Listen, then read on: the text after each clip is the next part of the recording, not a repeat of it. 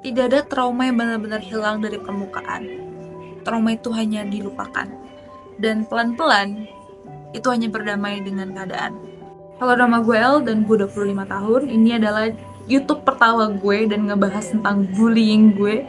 Gue akan menceritakan bagaimana cara gue survive dari trauma pembulian yang terjadi di masa sekolah gue sampai kira menjadi gue yang sekarang.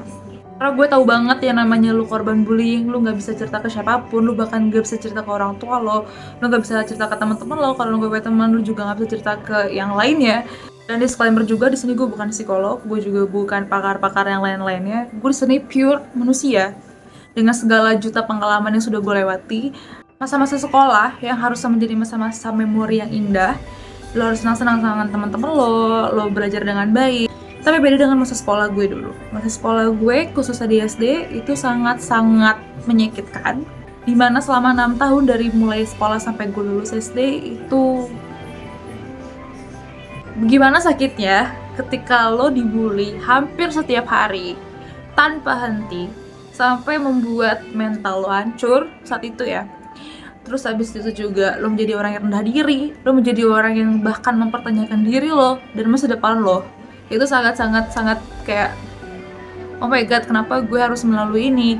Sampai waktu itu kalau gue pribadi, gue punya satu buku kecil dimana buku itu tuh isinya tuh semua cerita-cerita gue dibully, dan kayaknya orang tua gue nggak tahu.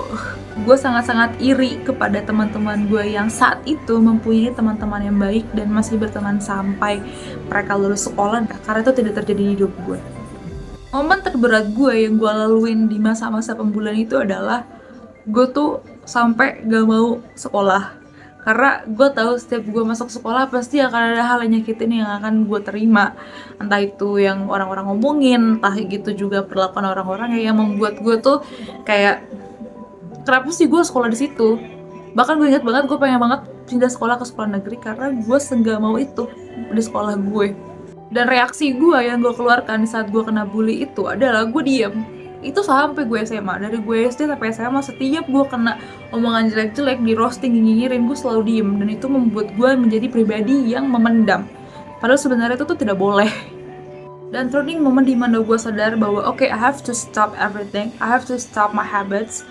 Jadi itu turning momennya ada di gue SMA kelas 2, pas banget 17 tahun, dimana gue tuh udah berhenti untuk dengerin omongan-omongan jelek tentang gue, berhenti untuk ngikutin orang lain, berhenti untuk masuk circle-circle tertentu untuk merasa diterima. Dan ternyata hal-hal yang membuat gue bertahan untuk bisa tetap melanjutkan sekolah saat itu adalah ketika gue benar-benar tidak terikat pada satu geng. Jadi gue berteman dengan banyak orang dan gue fokus ke hal-hal yang membuat gue berkembang. Contohnya gue ada ikut olimpiade juga, gue ada ikut ekskul. Pasti banget gue nyibukin diri gue ke hal-hal di luar sekolah. Contohnya gue ikut choir di gereja.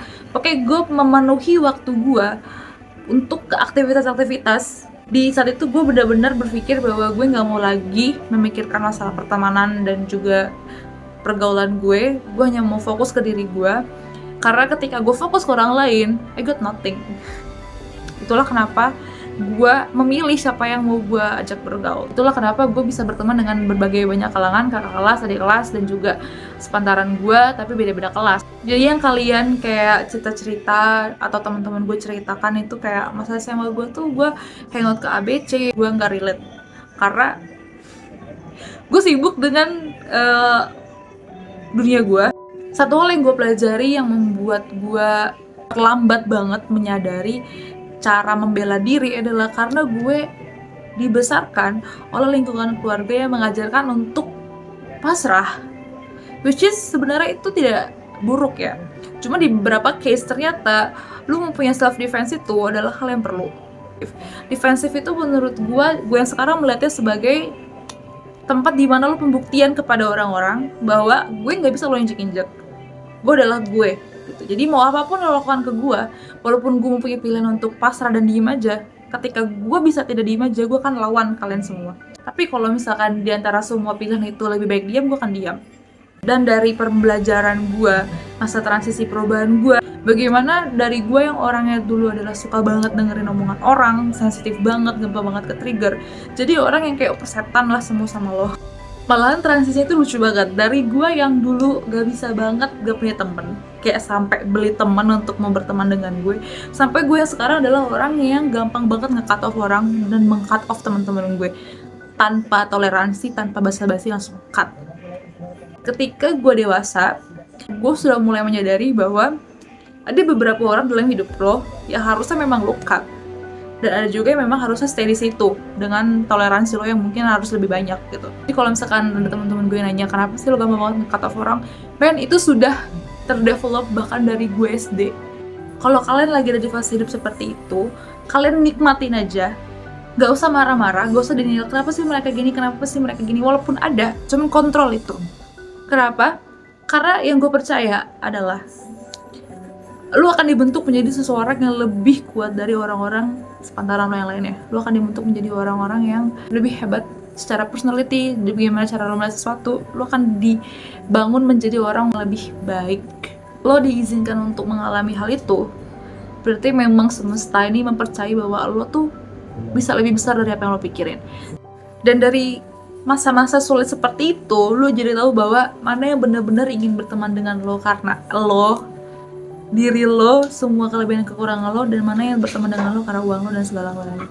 Oke, segitu aja dari gue. Thank you for watching, because this is my first video and I need your support, of course, biar kita bisa grow up bareng-bareng. Thank you.